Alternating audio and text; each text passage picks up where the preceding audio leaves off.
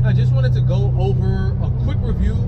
It's not going to be anything too in-depth, but just a quick review on my 28-row G Plus oil cooler kit.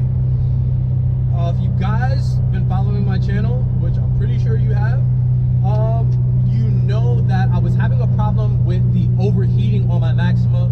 It's a regular VQ thing. After doing further research, one of the main reasons that we burn so much oil, if you are one of those guys that's suffering from oil loss, I want you guys to double check your catalytic converter.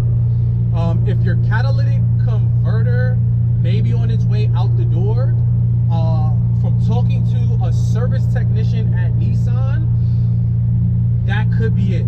I want to run it by an actual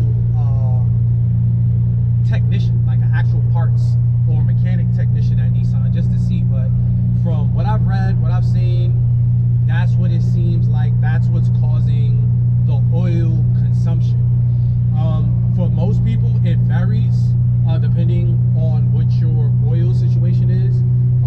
For me, it could have been almost 2,000 miles in, and I would have needed a completely new oil change. And you know, to me, something was just off with that. So I purchased this 28-row G Plus oil. I feel the 28-row oil cooler is a hell of a good pickup.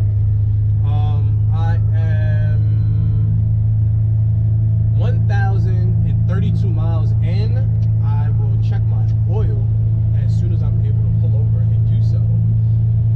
And we'll see where we're at. We'll see where we're at on the dipstick as far as are we good? Are we not good? You know what I mean? Another thing that I found is with the oil consumption, it seems that I don't have a timing chain rattle or anything like that, but as soon as my oil gets low, I start hearing it. So that's another way for me, or another indicator for me to know that my oil is low. I would really just want you guys to measure it out yourselves. Double check that between every 3,000 and 3,500 miles, when you're changing your oil, see where it's at, see where it falls. It could possibly be right where it's supposed to be. Again, with us with VQs and having an older engine, there may be a little consumption. A little consumption is not bad. You know what I mean? All engines to a degree consume oil only because you have moving parts that need to be lubricated. So there's always going to be a little bit of oil consumption when it comes to a combustible engine. But I would definitely say if you have a VQ, it really may be time for you to invest in an oil cooler. But I've seen, just for me, the oil cooler would be specifically for my manual guys, my 6-speed guys. If you have an automatic, and you guys been following me, if you have an automatic, let me talk about what you might need to put on your auto if you have an automatic. Good. We're on the oil team, so y'all already know. Let's get back to the video.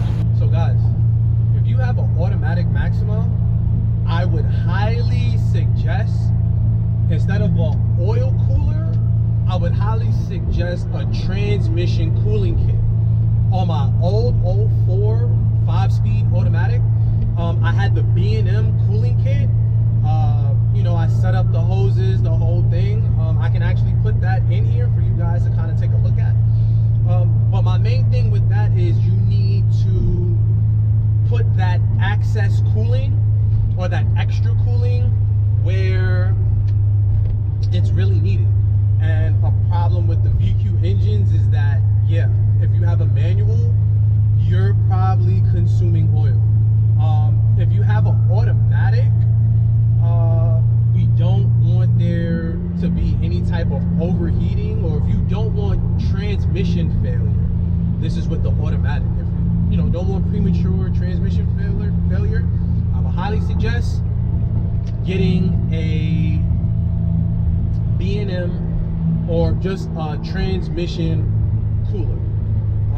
You know, something that will provide the extra cooling, because definitely on the automatic, that little stock cooling kit shit they have on the front pardon my Swahili, that's a piece of shit.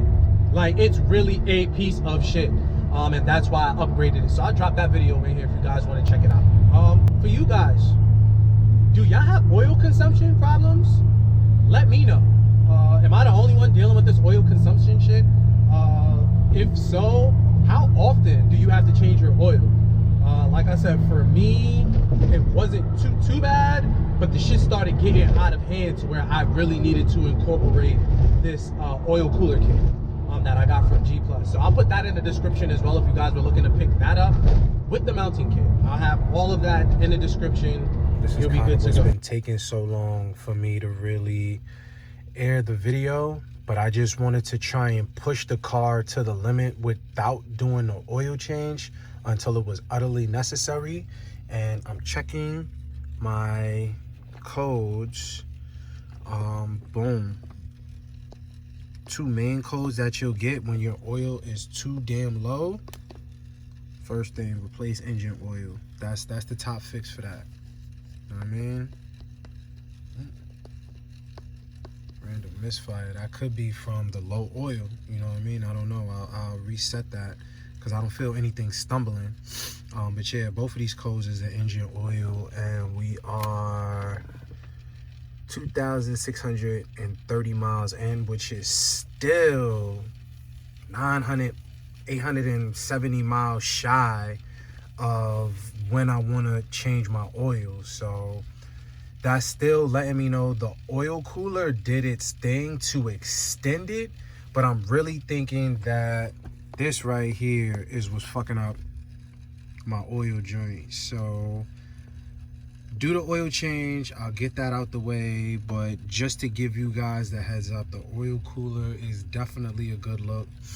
Definitely held me down an extra 300-400 miles, because it would have been like a little over 2,000 miles and it would have been screaming that it needed an oil change. So you get this code P0011 P0021. 9 times out of 10 you just got to place your... I came to do my oil change early this morning, and I found right in here, these fittings right in here, it was leaking, and I couldn't really figure out why. But now that I'm looking, it don't even look like there's any real Teflon tape on it, or the heat, or I didn't wrap it enough. You know what I'm saying? I wasn't generous with the Teflon. So I got some fresh Teflon tape.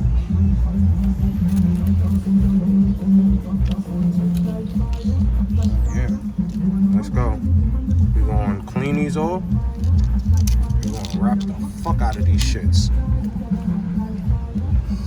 Let's see, because I'm thinking when I seen that leak, that could have possibly been why. Because you see all of this shit, you see is oil. I cleaned all of this, gotta clean that a little bit. You see all the oil in there. So it was just, yeah, it was leaking a little bit, and I'm thinking from the seams right here. So it wasn't a lot, but it was enough to be noticeable. And we'll see, hopefully that make the difference, that it'll hold up effectively. And we'll see what's up. But that was probably on me, team. I did not put enough Teflon tape on this shit. So let's go. You already know.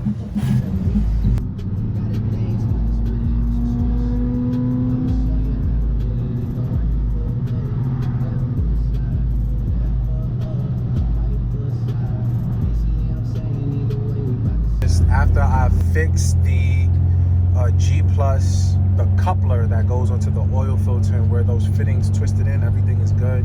So new oil, let's see, maintenance. Freshly, we are at 240 miles in.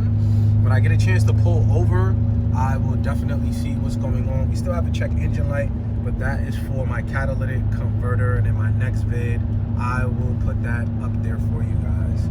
So let's get to a safe location so I can pull over and just see how we're holding up after almost 250 miles in. Let's go.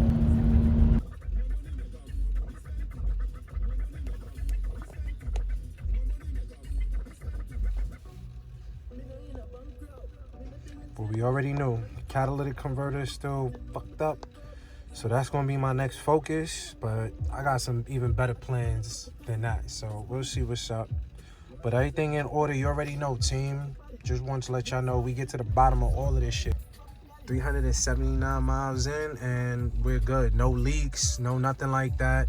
Was pushing the car hella hard a couple days in a row. So we all right, team. You already know. It's your boy, Sir V, aka that OG. Like, share, comment, hit that subscribe button. Abuse VQ team. Stay locked and loaded. We in here.